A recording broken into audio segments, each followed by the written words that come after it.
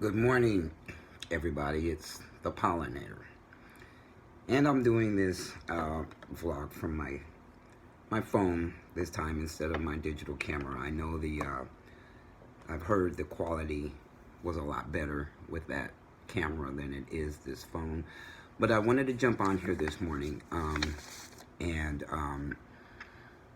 kind of making an addendum to my last video log about fly Nubian queens. If you notice, I started putting cards in my videos that will pop up over there, or maybe it's over here, um, sometimes to point to other videos, and sometimes there's a little eye if you hover over the video itself, and then you can see all of the videos I refer to. So I don't even know what the title of this one is going to be, but I'll just tell you what's on my mind. So I made a very powerful video a couple days ago, and talking about Fly Nubian Queens, Michi X and Vicky Dillard, and I wanted to add something to that.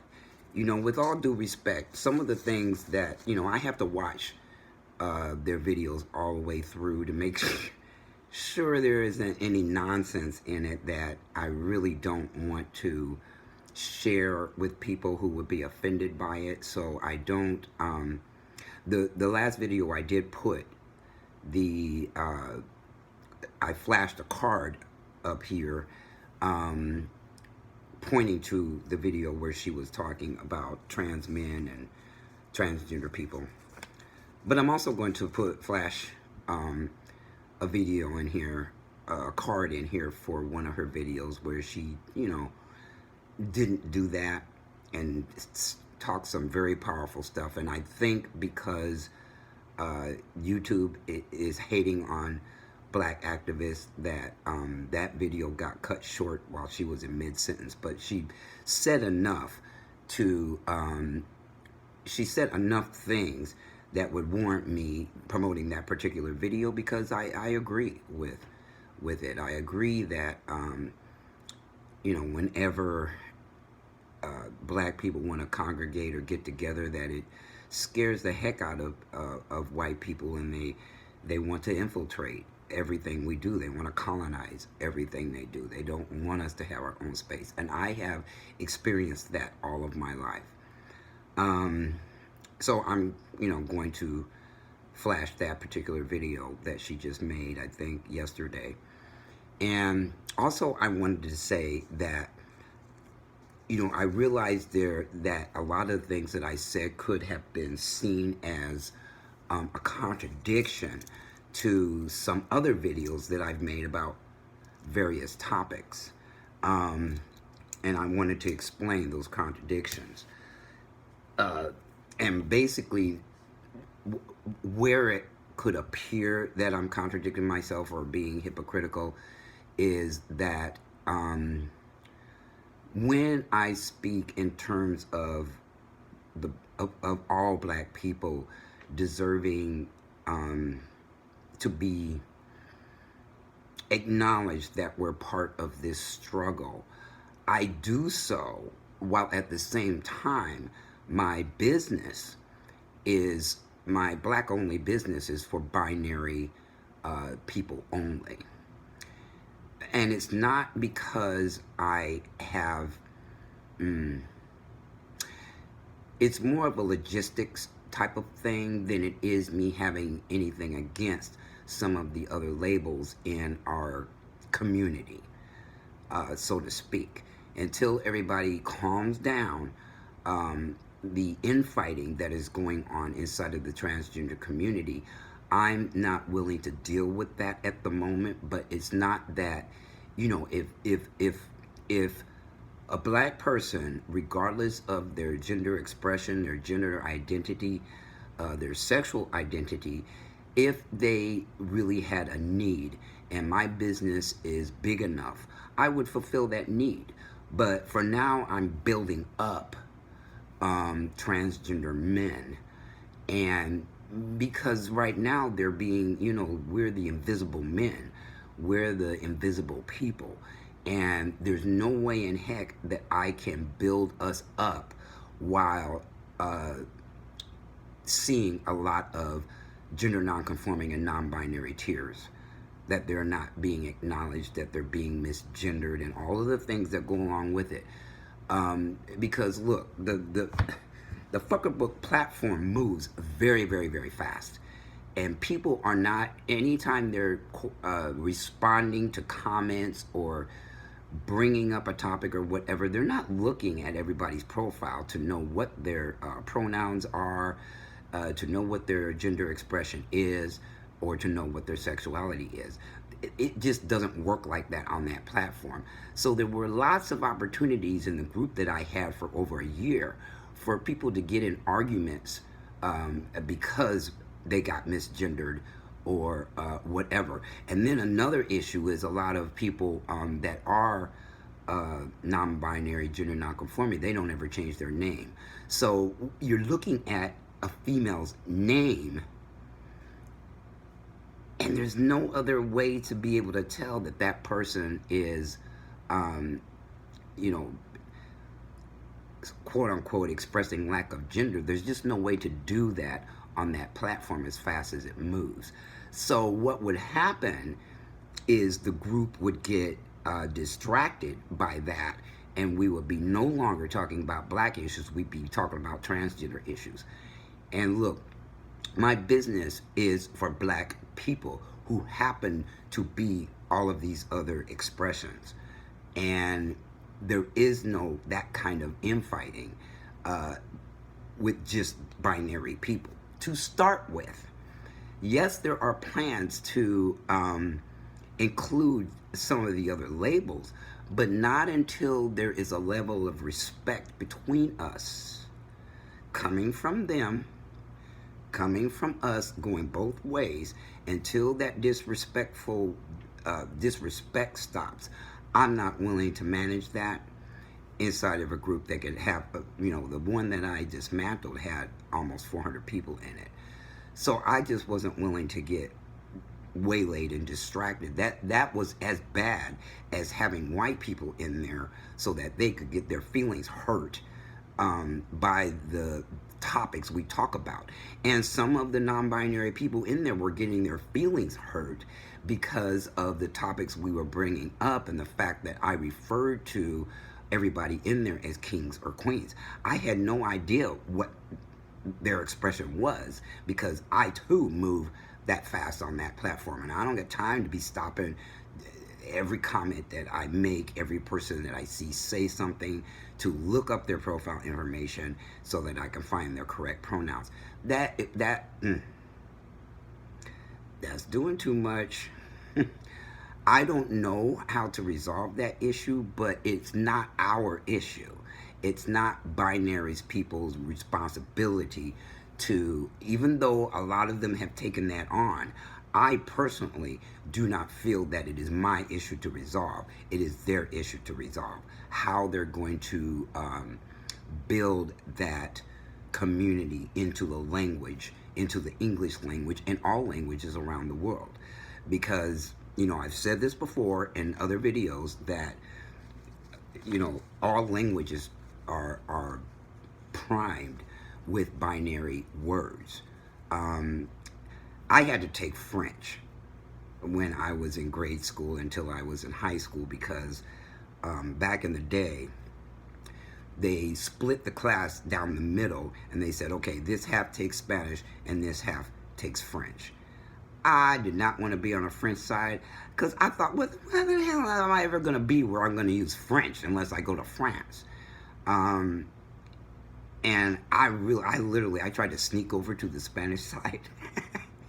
And they said, get back in your seat, and I was like, oh, shit, I don't want to learn French.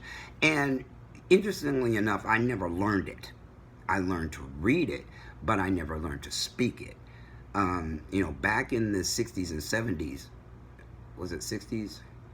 70s, back in the 70s, the way they teach languages in school sucked. We spent more time laughing at the teacher than we did learning to speak the language, and it was never spoken in the class.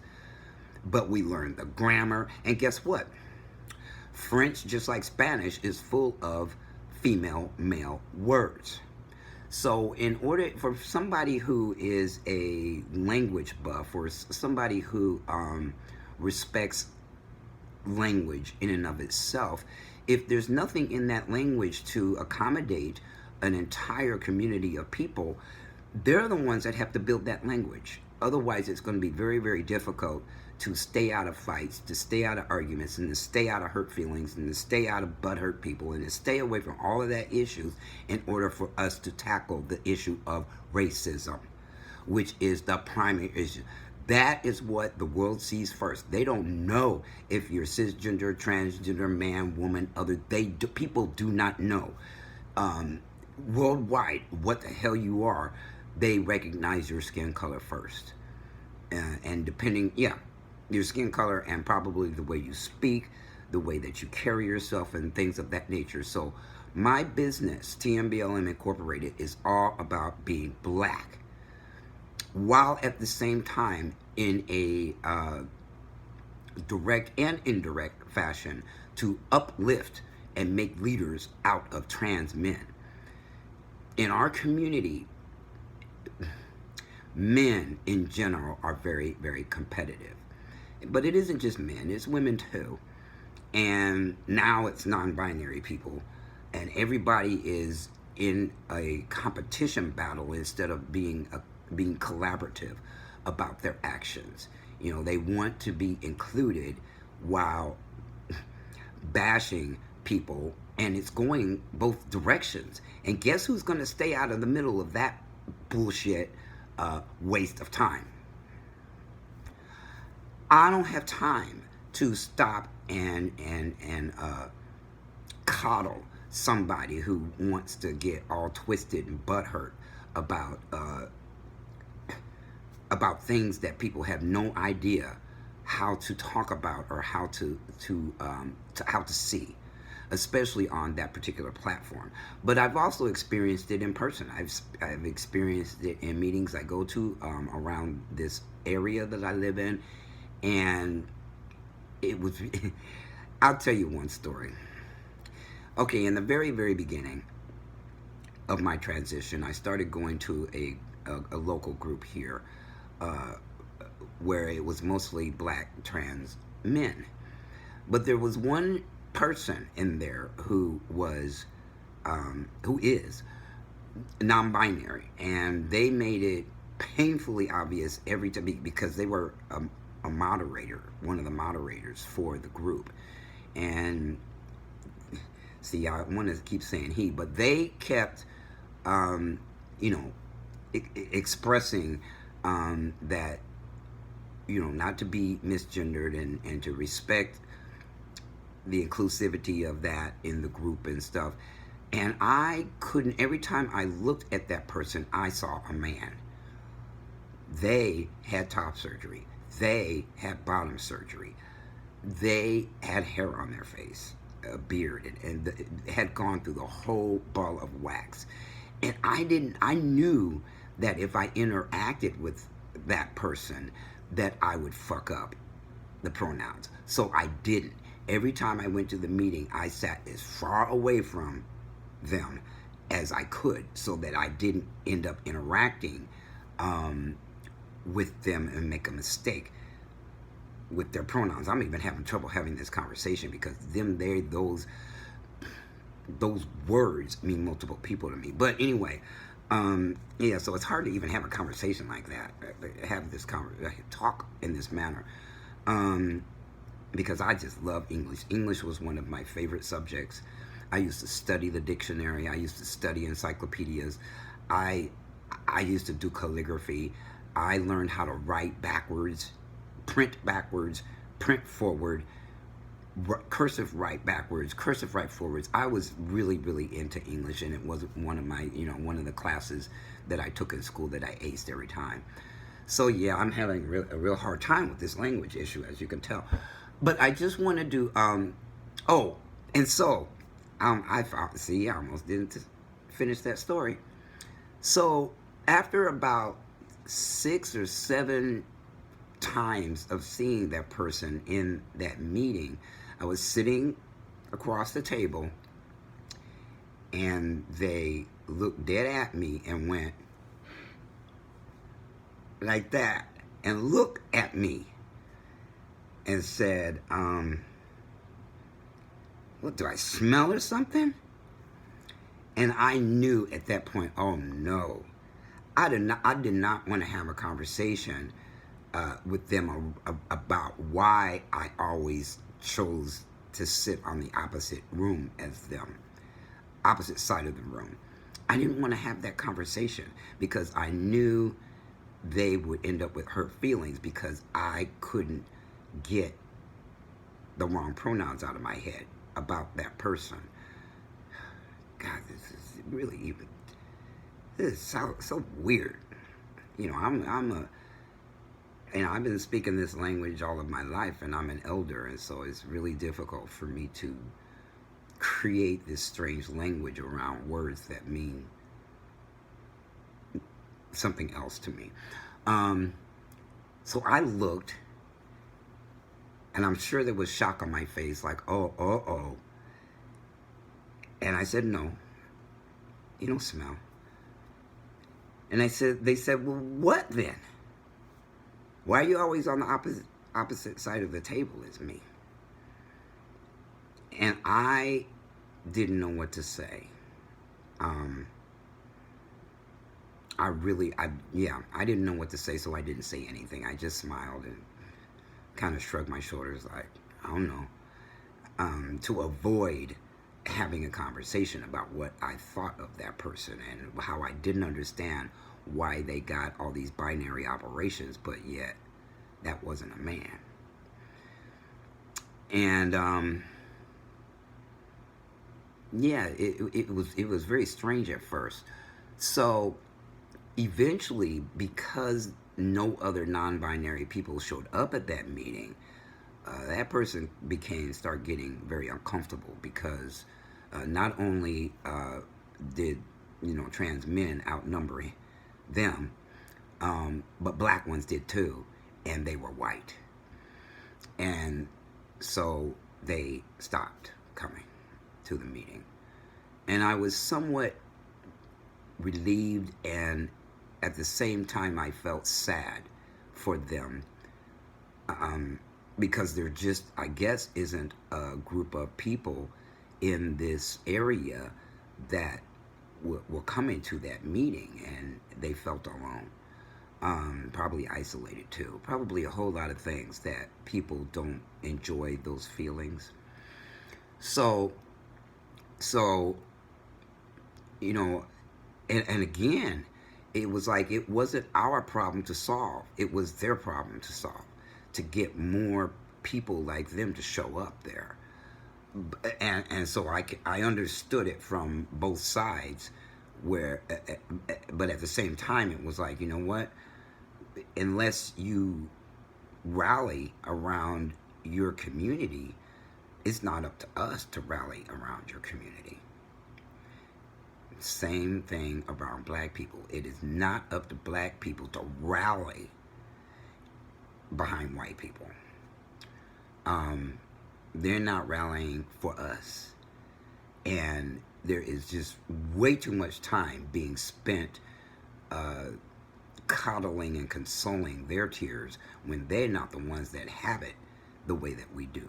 We're the ones that need to be consoled, and then we end up being the stronger of the, I'll have to say racist because there is no other word, but they want the attention to be on all of their non-issues and ignore ours. So I wanted to clarify that about that last video I made, that it's not that I have a problem or I talk shit about non-binary, gender non-conforming people. I'm more confused than I have a problem with them, and I am avoiding the drama, flat out. Drama is very popular on that platform and is very popular around this issue. And I ain't got time for drama. I have a mission. I'm on a mission. And it just has no tolerance for childishness and foolishness and stuff that we don't need to be focusing on. We need to be focusing on black-owned businesses, black-owned this, black power, black empowerment, uplifting blacks, us, because it's obvious that the cisgender heterosexual black people aren't doing that part with us, and so we got to do it ourselves, right? So I just took a little chunk, a little piece to start with, to start that conversation where I break down the walls between cisgender and transgender people. There are cisgender heterosexual people in there. There are transgender people in there. There's intersex people in there. There's lesbian, gay, bisexual, queer. Any and everybody is in that group that is black binary people. Until such time as the climate changes, and I'm not going to be one that changed that climate. Yeah. You know, sometimes in life, well, everything in life is about self-empowerment and self-preservation, in that if you want something done, you got to create it. You have to manifest it. And this is my dream, to manifest an environment that's inclusive of cisgender heterosexual people and cisgender LGBTQ plus people, black people. So I'm just biting off what I can chew right now until I'm big enough, and until I'm big enough to deal with other kinds of people and those particular issues that I just are problematic to me, because they're causing problems in the community, and they're not focused on being black. They're focused on their transgender issues, and my group just isn't about that. I do a little bit of education now and then in there, but mostly it's about our issues about being black, from the police to employment to all sorts of things of that nature, to the internationals in there. All sorts of things like that is going on above and beyond one's gender or sexuality. It's about your race. It's about your diaspora. It's about being black, being pro-black. Right now, I'm not letting anybody in there who isn't. I let any and everybody in the original group.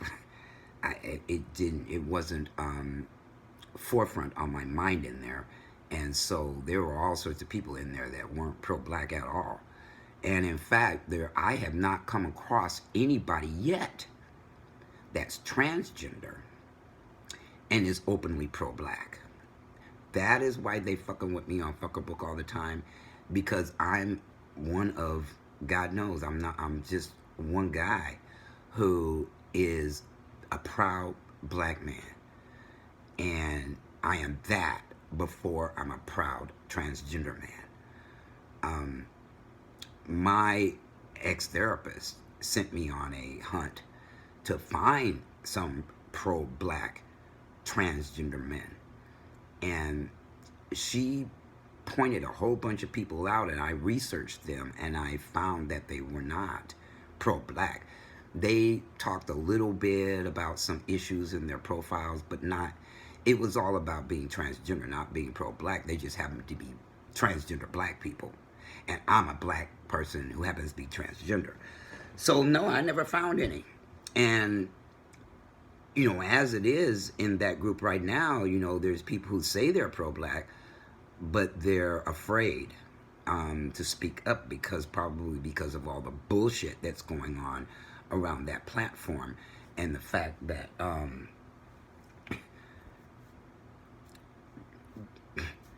white people won't leave us alone.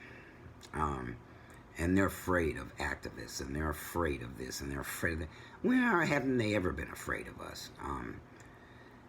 But it's going to take courage, and it's going to take somewhat of a miracle for the courage in me to rub off on the people in there, because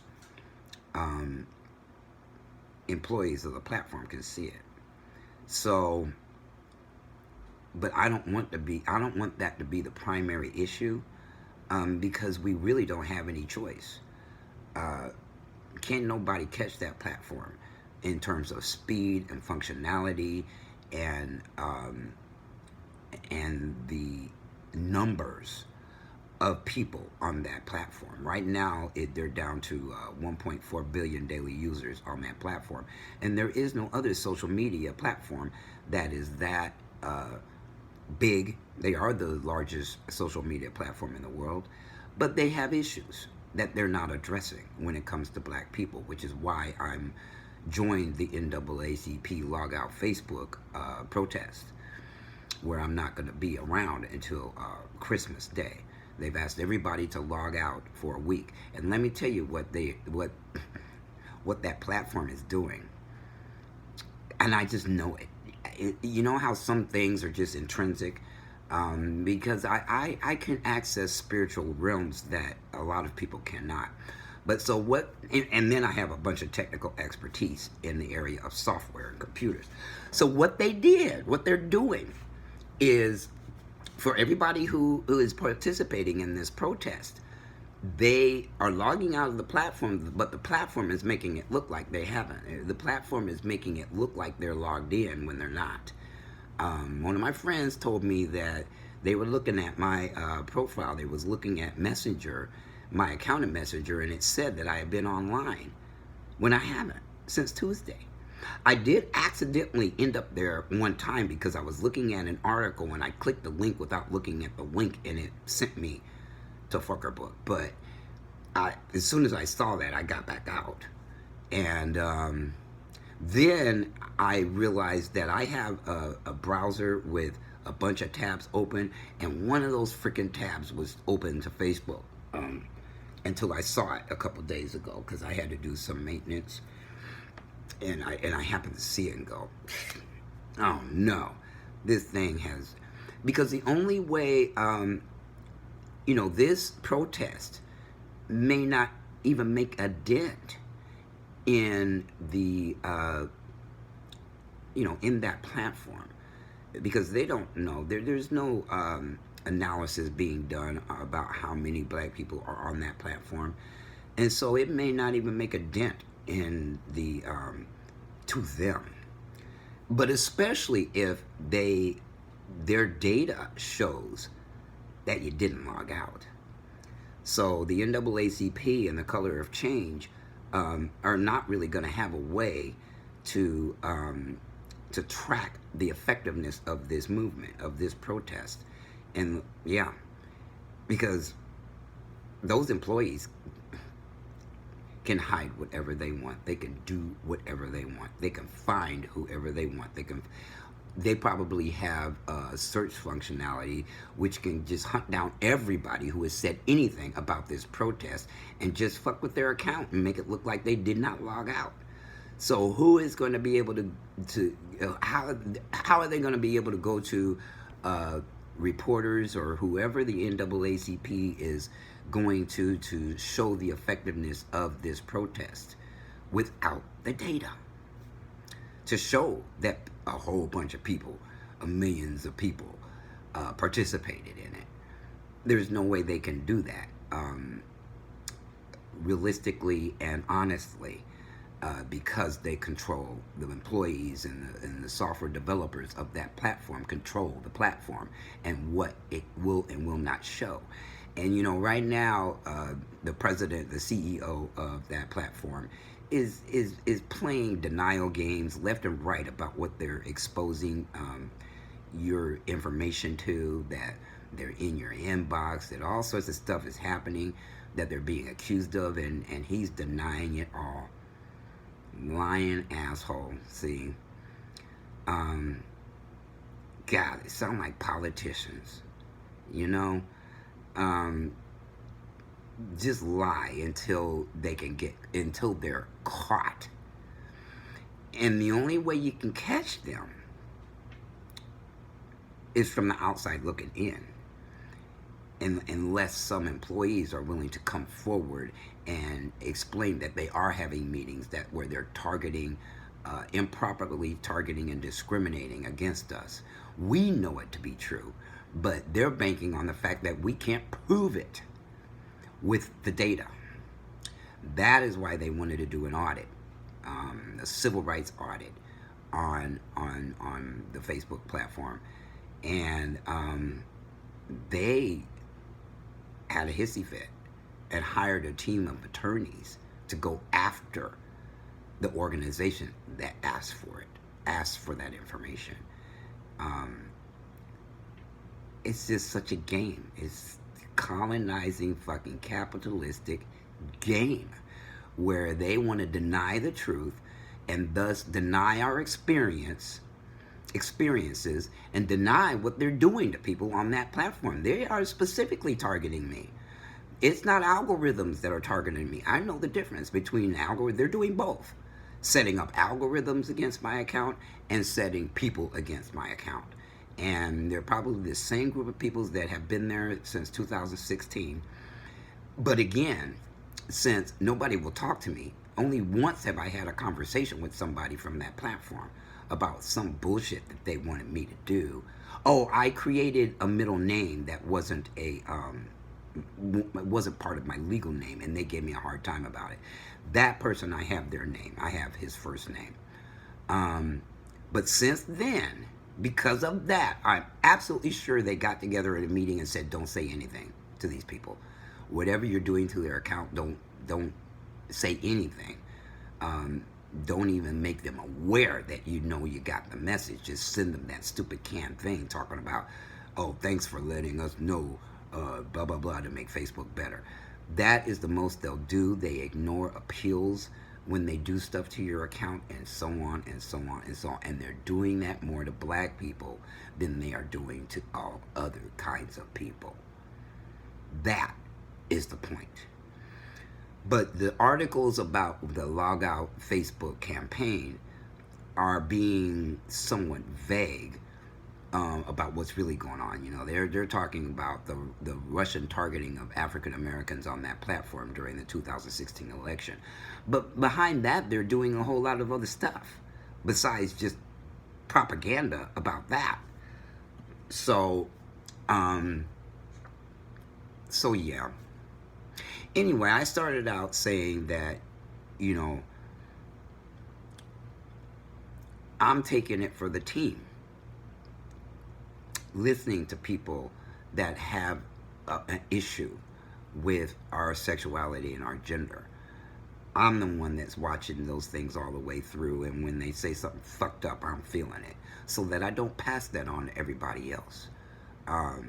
God is giving me a thick skin, a thicker skin than most, and it's not that I bypass what they're saying. It definitely touches me and oftentimes bothers me to where I'm like, oh God, here they go again.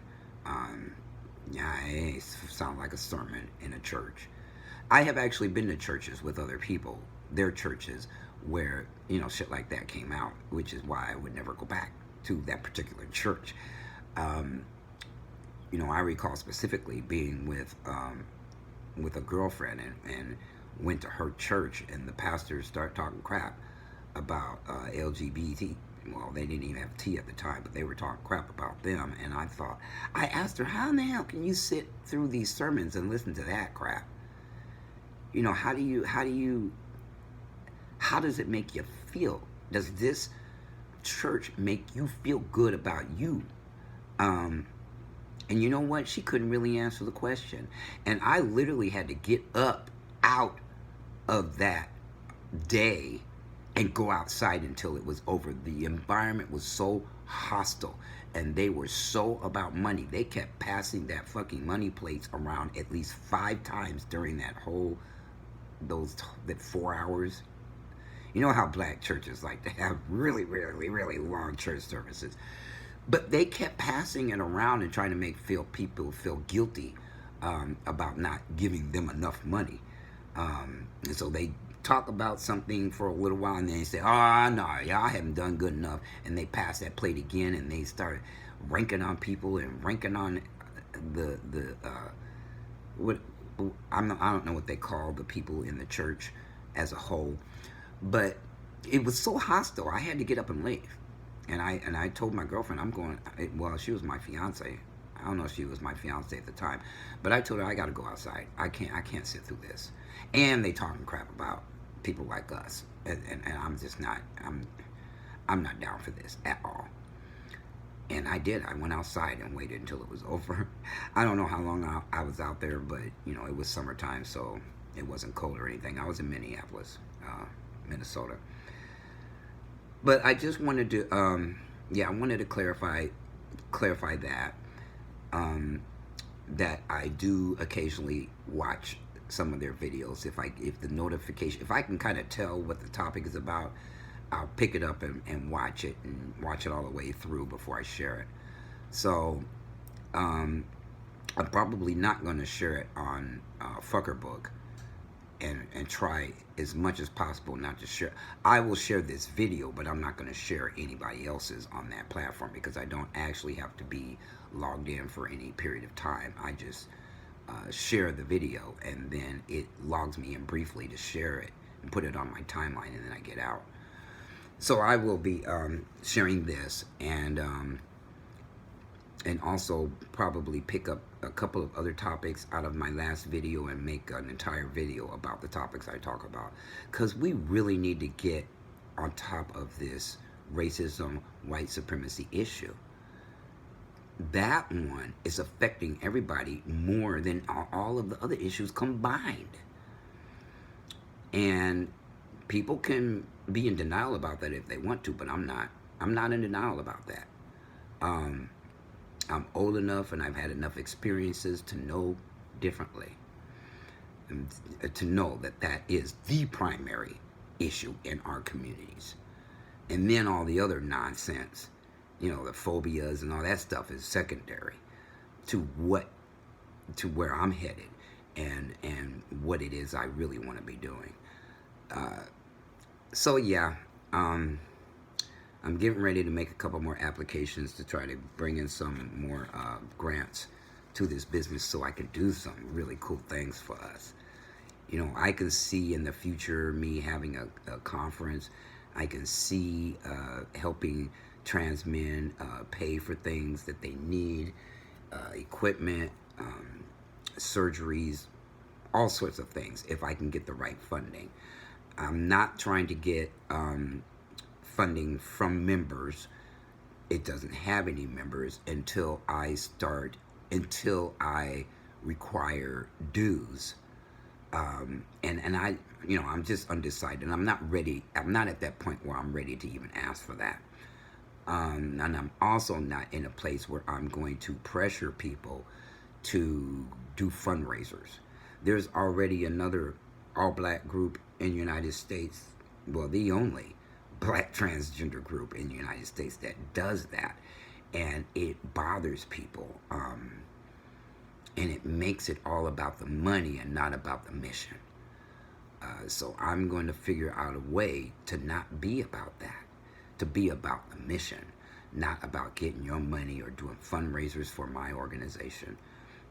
If I have to, you know, whatever I have to do to avoid that particular approach, I will do, because there's too many people in there that, you know, couldn't afford anything. And so I have a dream. I have lots of dreams of the direction of this business. And when I'm ready, I'll put out a mission statement. Now, it's not going to be the internal mission statement. It's going to be an external mission statement. And so you'll still only be able to see so much about where I'm headed.